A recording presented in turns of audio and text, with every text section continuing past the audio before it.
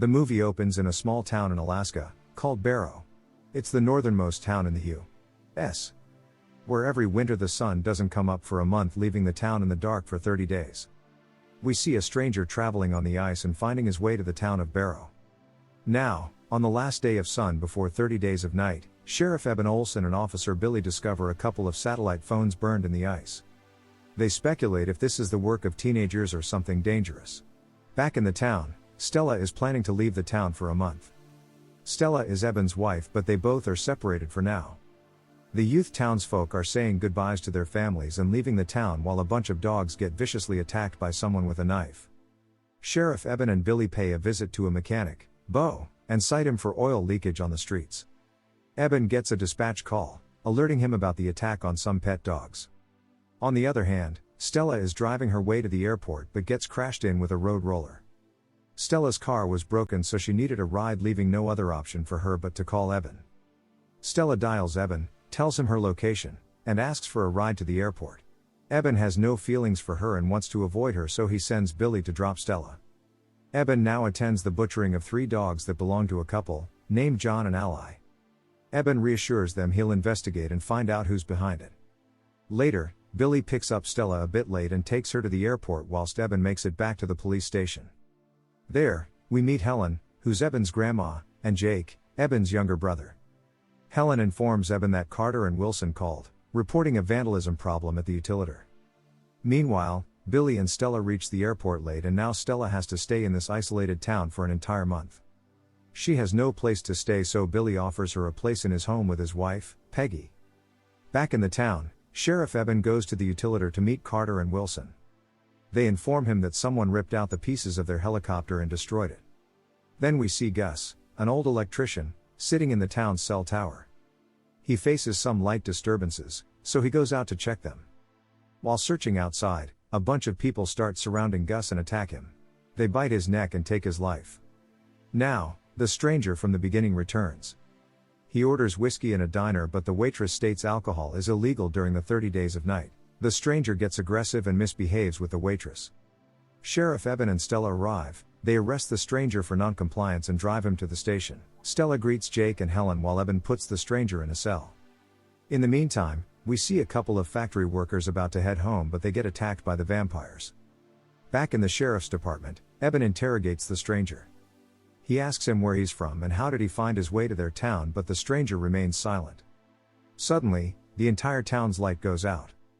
Eben tells Stella and his family to remain in the station while he checks on Gus in the cell tower and gets the power back up.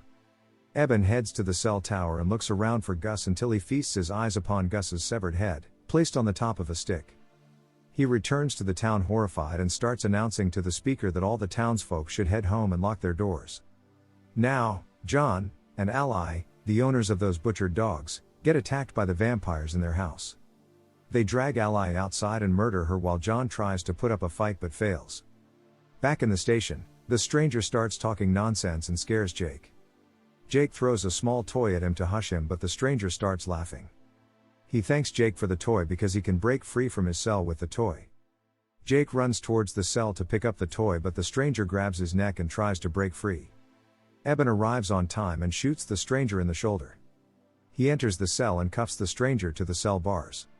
Eben yells at him to reveal who came with him and who's going around town, executing people.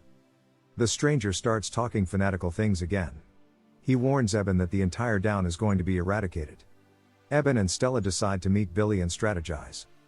They head out to the town but get attacked by a vampire. The vampire tries to break in from above, so Eben shoots him, but the guns don't affect him. Stella hits the brake and the vampire falls on the road, so they run over him and escape. They arrive in the town and see everything's ruined. Eben and Stella return to the station and find blood everywhere and no sign of Helen or Jake. Eben gets devastated, thinking his family got slaughtered, but finds the stranger still alive and cuffed. Eben asks him about his family, but he tells Eben to shoot him because they didn't take him. Eben decides to shoot him, but Stella convinces Eben to spare him. Now, we see the vampires, with their leader, Marlowe. Marlowe advises them to decapitate the humans after biting them, otherwise they will also turn into vampires.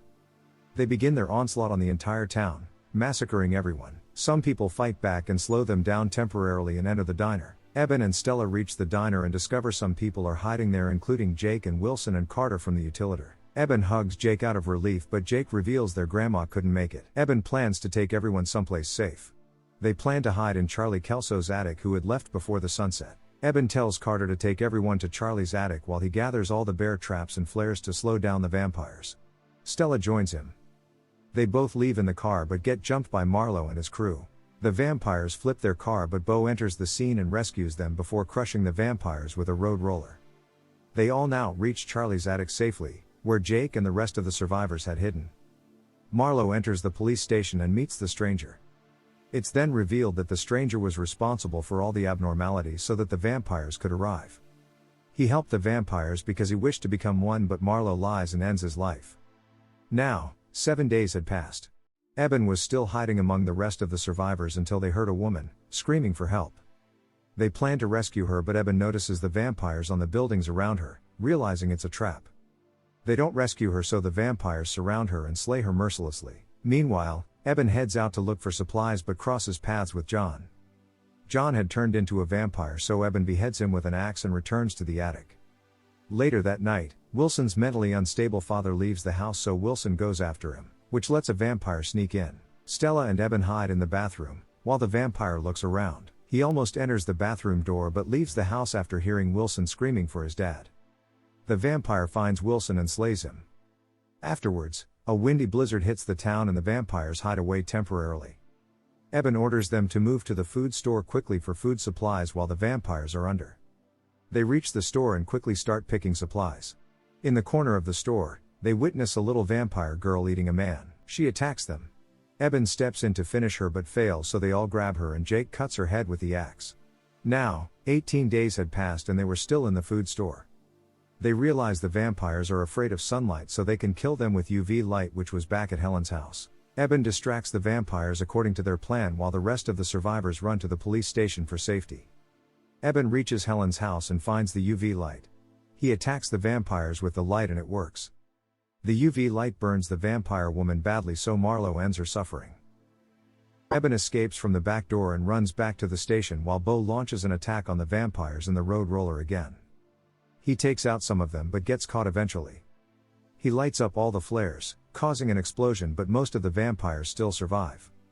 Marlowe approaches Bo and ends his life. Meanwhile, back at the station, Carter reveals that he got bit by the little vampire girl and he's turning into them. So, Eben takes him to another room and shoots him. 27 days have passed now. Across the station, Eben notices someone signaling them and it's his partner, Billy. Stella and Eben rush to rescue him but discover that he shot his wife and daughters out of madness. Eben scolds him, but then they bring him to the station. Everyone at the station was gone to the Utilitar, the only place with a generator. So they head there too.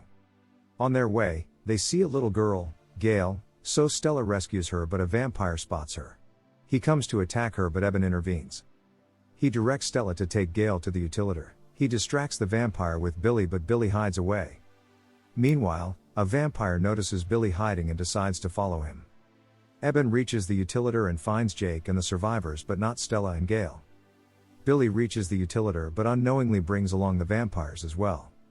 They attack the survivors but the gang fights back with bravery. They throw a vampire in the grinder, crushing him into smithereens. They manage to defeat all of them but they bite Billy, leaving no choice for Eben, so he beheads Billy before he becomes a vampire. One night remains, before sunrise. Stella contacts Eben on their walkie-talkie and reveals she's still out there, hiding under a car with Gail. Eben asks for her location and plans to save her. Meanwhile, the vampires start flooding the streets with oil. They light it up so the survivors would come out eventually. Eben finds no other way to beat the remaining vampires alone, so he takes Billy's blood and injects himself to become one. He realizes there is a small window before one becomes a vampire, so he signals Stella to run while he fights the vampires. He battles Marlowe and tests his new strength. He gets beat up at the start but eventually defeats Marlowe. The rest of the vampires leave because the sun is going to rise shortly. Stella and Eben reunite and say their final goodbyes. Stella reminds him that he promised to watch the sunrise with her, so they both sit on the ice. The sun comes up and Eben starts screaming as he burns in anguish. Eben passes away in Stella's arms and the movie ends here. Thank you for watching. Please subscribe so you can stay updated with our daily movie recaps.